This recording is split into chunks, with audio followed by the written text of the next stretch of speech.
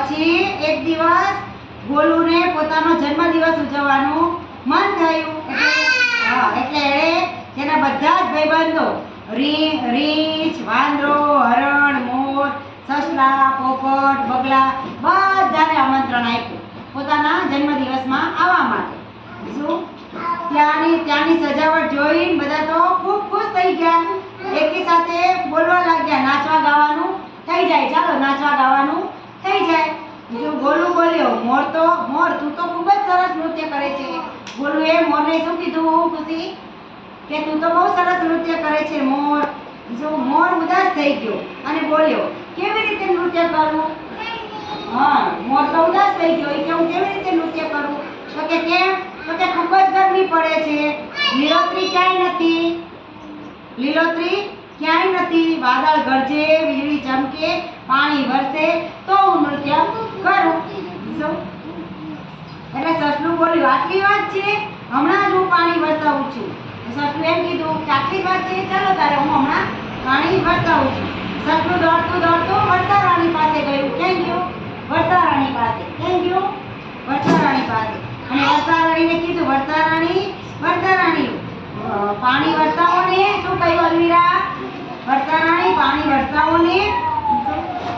એટલે વર્ષા રાણીએ શું કહ્યું કે હું ક્યાંથી પાણી વરસાવું, કે વાદળું તો છે જ નહીં, હું કેવી રીતે કે વરસાવું પાણી છે? વાદળું આવે તો કે હું પાણી વરસાવું. એટલે સસલું કે કઈ વાંધો નહીં, તો હું વાદળ પાસે જાઉં છું. એટલે દોડતું સસલું કેમ ગયું? વાદળ પાસે. નાનું એવું સસલું દોડતું આકાશમાં નાના એવા દોડતું હતું તો નાના વાદળને જોયું. વાદળને કે વાદળભાઈ પાણી વરસાવો ને. વર્ષા રાણીને વાદળો તમે પાણી આપો ને. એટલે સસલાભાઈએ કહ્યું કે તમે સમુદ્ર પાસે જાઓ અને કહો થોડા વધારે વાદળા મોકલે તો હું પાણી વરસાવી શકું. એટલે સસલું પાછું દોડતું ક્યાં ગયું? સાગર પાસે. સાગરને જઈને કે સાગરભાઈ થોડા વાદળા આપો ને, જેથી કરી વર્ષા રાણી વરસાદ વરસાવી શકે. એટલે સાગર દાદાએ શું કહ્યું કે વાદળ તો હું મોકલું, વરસાદ વરસે બરાબર, પણ તમે સુરત દાદાને કહો વધુ ગરમી આપો કે જેથી કરી હું વાદળ બનાવી શકું. સુરત દાદા વધારે ગરમી આપે ને તો વાદળા બને. એટલે સસલું કહે, સુરત પાસે ગયું અને બોલ્યું, સુરત દાદા ગરમી તો મોકલો, સાગર વાદળ બનાવે. એટલે સુરત દાદા કે કઈ વાંધો નહીં, હું વધારે ગરમી બનાવું છું. જા કે તું જંગલમાં પહોંચીશ ને, તે ખૂબ મહેનત કરી છે કે તું જંગલમાં પહોંચીશ ને ત્યાં સુધીમાં વાદળા બની ગયા હશે અને વરસાદ આવવા મળશે. એટલે સસલું દોડતું પાછું જંગલમાં ગયું.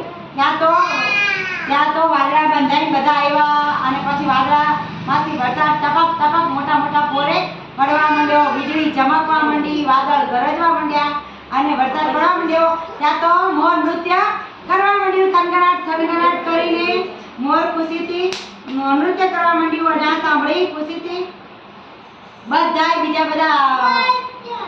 બધા જે હતા ને એ તે નાચવા માંડ્યા. એના દોસ્તારો રીંછ, સસલું, હરણ, મોર બધા નૃત્ય ગાન કરવા માંડ્યા અને બધા ખુશ થઈ ગયા. એટલે વાદળ કહે સોર નાચે છે મોર. વાદળ કરે સોર, મોર નાચે છે મોર. વીજળી કરે ચમકાર, પાણી કરે છે તનકાર. ટેવ